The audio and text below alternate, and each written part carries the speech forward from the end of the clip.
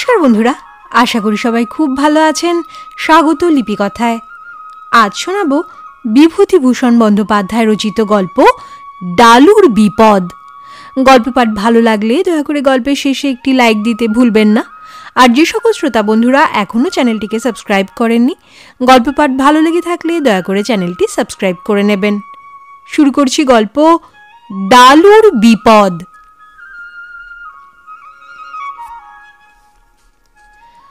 মস্ত বড় কাঠের নৌকাটা সারা গ্রামের বালক বালিকাদের নিকট একটি বিস্ময়ের বস্তু হইয়াছে গত কয়েকদিন হইতে। চালানি কাঠের নৌকা, বড় বড় গুড়ি পড়িয়া আছে নদীর ধারে, হাতির মতো বড় বড় গুড়ি। কয়েকদিন হইতেই দেখিতেছে ডালু। মা হাঁক দেয়, ও ডালু, শান্টু, মুড়ি খেয়ে যা। উহাদের দুজনের পাত্তা নাই। মা বলে, ওরা বসে আছে গিয়ে দেখো সেই নদীর ধারে, শুধু খাবো আর গাঙের ধারে টোটো করব। কি বিপদে পড়েছি এদের নিয়ে। কিন্তু নৌকার মোহ হঠাৎ পরিত্যাগ করে না। নদীর ধারে যেখানে ঝিঙের ক্ষেতে বর্ষাকালের সন্ধ্যায় ফুল ফুটিয়া আলো করিয়া আছে, সেইখানেই বড় নৌকাখানা বাঁধা। দেখিয়া দেখিয়া ডালু শান্টুর আশ মেটে না। অত বড় নৌকা গড়ায় কি করিয়া? কারা গড়ায়?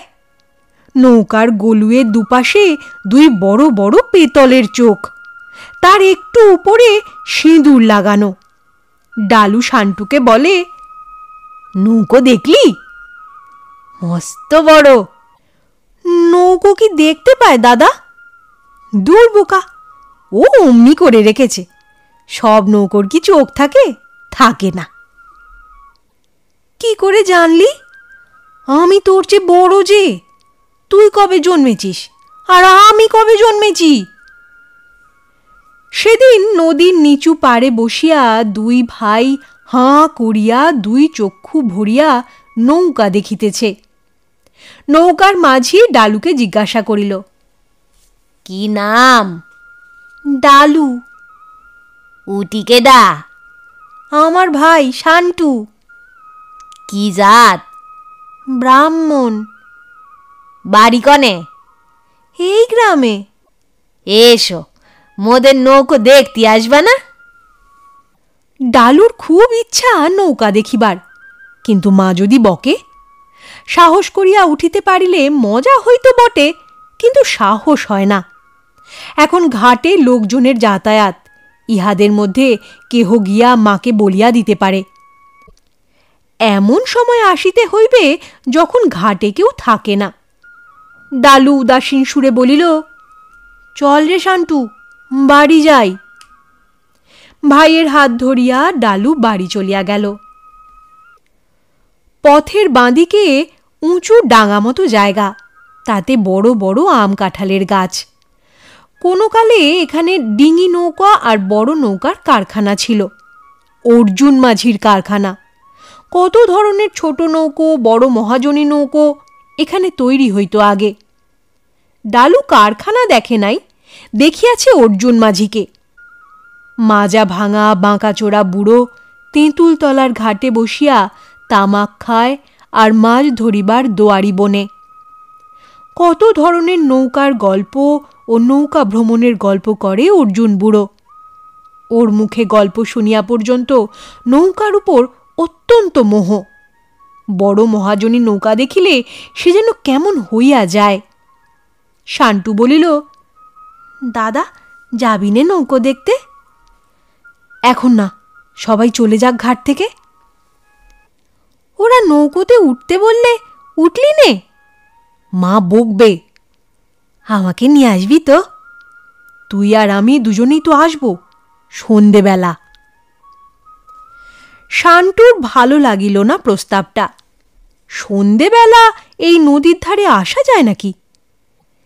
চিনতে বাগদির ভিটের ঝাঁকড়া তেঁতুল গাছটাতে হাঁড়া কাটার মা থাকে। ছোট ছোট ছেলেকে ছোঁ মারিয়া লইয়া গাছের মগ ডালে তোলে। সময়টা বড় খারাপ। শান্টু ভয়ের কথাটা দাদাকে বলিয়াই ফেলিল। ডালু ধমক দিয়া বলিল, তুই বড্ড বোকা। কেন দাদা, তুমি বুঝি বোকা নও? তোর মতো না। দিনের বাকি সময়টা কোনো রকমে কাটিল।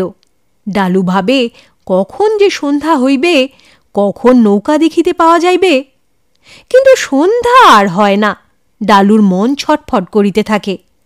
শান্টু অত শত বোঝে না, দাদা যেখানে সেও সেখানে। ডালু দুগাছা ছিপ লইয়া সন্ধ্যার ঘণ্টাখানেক আগে নদীর ধারে গেল। সঙ্গে চলিল শান্টু। বড় নৌকাখানা সেখানে বাঁধা ছিল।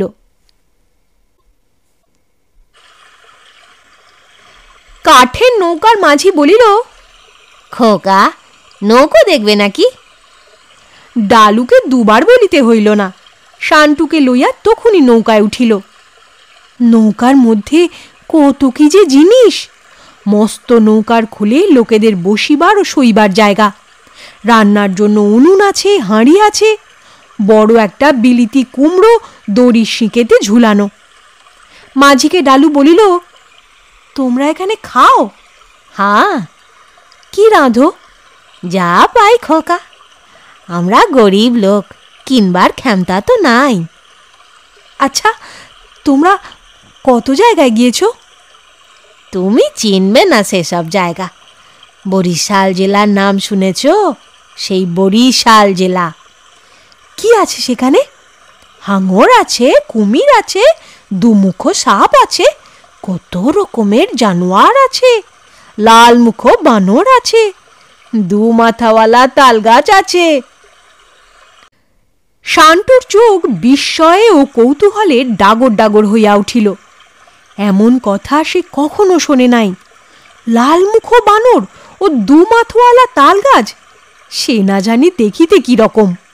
সে বলিল, তালগাছে হাঁড়া কাটার মা আছে? হ্যাঁ, হাঁড়া কাটার মা? হাঁড়া কাটার মা আছে তালগাছে?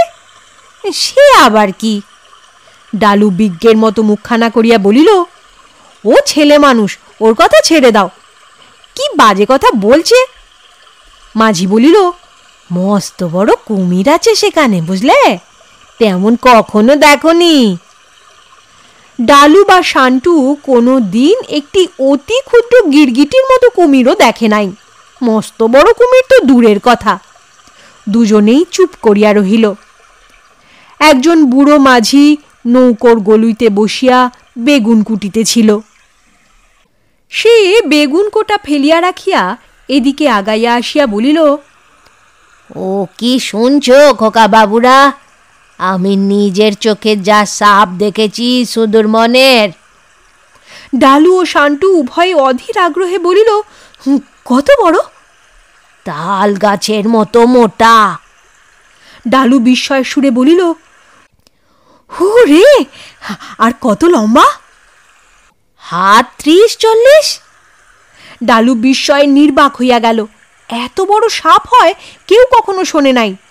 সুন্দরবনের কাণ্ডই আলাদা। সত্যি কি আশ্চর্য দেশ।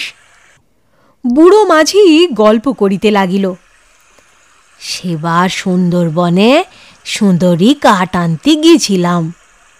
চোরামুখোর কাছারি থেকে 3 ভাটি গেলে তবে ভাঙরডাঙ্গার জঙ্গল, রানীতলার জঙ্গল, বড্ড ভারী জঙ্গল। তারপর? এখানে বৃদ্ধ গল্প বন্ধ করিয়া তামাক সাজিতে আরম্ভ করিল। ডালু শান্টুর আর সহ্য হয় না। তামাক খাইবার কি এই সময়? ডালু অধীর আগ্রহের সুরে বলিল, তারপর? তারপর আমরা খালে নৌকো নোঙর করে ভাঙনডাঙ্গার জঙ্গলে গিয়েছি মৌচাক ভাঙতি। একটা তাল গাছের গুড়ির মতো জিনিস এক জায়গায় পড়ে আছে, তার উপর লতা পাতা। আমরা হেঁটে হেঁটে গিয়েছিলাম। যেমন বসলাম অমনি দেখি নড়ে উঠেছে। ও মা! তারপরে দেখি সরে সরে যাচ্ছে গাছের গুঁড়িটা। তারপর দেখি গুঁড়ি নয়, মস্ত বড় সাপ নড়ছে। তখনই দিলাম ছুট। হাঁ করে নিঃশ্বাস ফেলে সেই সাপে। নিঃশ্বাস টানার জোরে ছোট ছোট জানোয়ার এসে ওর মুখের মধ্যে ঢুকে যায়। তারপর কি হলো গো? আবার কি হবে, পালালাম ওরা সোজা। আর কি সেখানে দাঁড়াই, বাঘও দেখেছি বড় বড়, কিন্তু বাঘের চেয়েও সাপ বড্ড ভীষণ জানোয়ার খোকা বাবুরা। কেন কেন, বাঘের চেয়েও ভয়ানক কেন? সাপ যে নিঃশেষে টেনে নেয় কি না, ঘাপটি মেরে থাকে জলের ধারে, ঝোপঝাড়ের আড়ালে, কেউ টের পায় না আগে থেকে, হঠাৎ টেনে নেয়, পাকে পাকে জড়িয়ে ওর হাড় গোড় গুঁড়ো গুঁড়ো করে ফেলে বাবু, পিণ্ডি পাকিয়ে দেয় একেবারে। বাহিরে রাত্রির অন্ধকার নামিয়া আসিল, কেরোসিনের টেমিটা টিম টিম করিয়া জ্বলিতেছে, ধোঁয়ায় নৌকোর খোল প্রায় ভরিয়া আসিল। ডালুর গা যেন শিরশির করিয়া উঠিল। তাহার কেমন ভয় ভয় করিতেছে, এখানে সন্ধ্যায় না আসিলেই হইত। হঠাৎ সে কখন ঘুমাইয়া পড়িয়াছে। যখন ঘুম ভাঙিল, সে দেখিল নদীর ধার হইতে কিছু দূরে একটা আম কাঠের বড় গুঁড়ির ওপর শুইয়া আছে। ডালু ধর্মর করিয়া উঠিয়া বসিল। এখানে সে কেমন করিয়া আসিল? সে দুই হাতে চোখ রগড়াইয়া লইল। রাত্রির অন্ধকার চারিদিকে, মাথার উপর বাঁদুর ঝটফট করিতেছে, তারা ভরা আকাশ। সে এখানে কেন? নৌকা কোথায়? শান্টু কোথায়? ডালু ছুটিয়া গেল নদীর ধারে। ওই তো সেই বেনার ঝোপ নদীর পাড়ে। ওইখানে ওই বেনার ঝোপের মধ্যেই তো লোহার বড় নোঙর ফেলিয়া নৌকাটা দাঁড়াইয়াছিল। সে নৌকা তো নাই। শান্টু কোথায়? ডালু ভাইয়ের নাম ধরিয়া চিৎকার করিয়া ডাকিতে লাগিল, শান্টু, শান্টু! কেহ উত্তর দিল না। নৌকাই নাই, উত্তর দিবে কোথা হইতে? ডালুর বুকের মধ্যে ঢেঁকির পার পড়িতে লাগিল। নৌকাওয়ালা শান্টুকে ভুলাইয়া লইয়া গিয়াছে, তাহাকে নামাইয়া দিয়া ভাইটিকে লইয়া পলাইয়াছে। ছোট ভাইটিকে মারিয়া ফেলিবে হয়তো। ডালু ছুটিতে ছুটিতে আসিল। ডালুর মা রান্নাঘরে কি কাজ করিতেছেন। ডালুকে দেখিয়া বলিয়া উঠিলেন, এসো, তোমার পিঠের ছাল চামড়া তুলি, বের করছি তোমার পাড়া বেড়ানো। শান্টু কই? ডালু বলিল সব কথা, কাঁদিয়া বলিল, মা, শান্টুকে ওরা চুরি করে নিয়ে গিয়েছে, মেরে ফেলবে। কান্নার বেগে ডালু ফুলিয়া ফুলিয়া উঠিতে লাগিল। মাও চিৎকার করিয়া কাঁদিয়া উঠিলেন। এমন সময় বুকের পাঁজরে ঘা খাইয়া ডালুর কান্না থামিয়া গেল।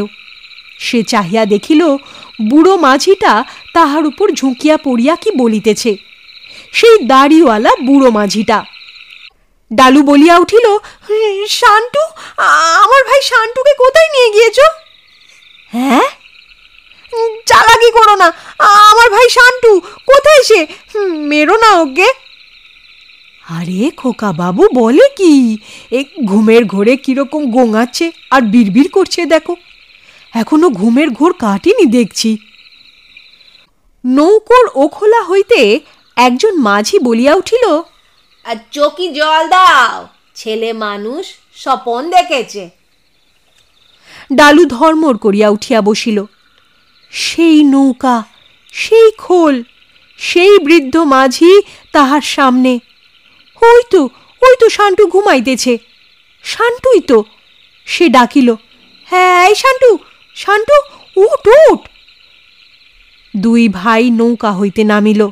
মাঝিরা বলিল, কি ঘুম রে বাবা, হে ছেলে মানুষ সব। যাও খোকা বাবুরা, সাবধানে বাড়ি যাও, বড্ড অন্ধকার। পথে আসিয়া ডালু ঠাস করিয়া ছোট ভাইকে একটা চর কষাইয়া দিল।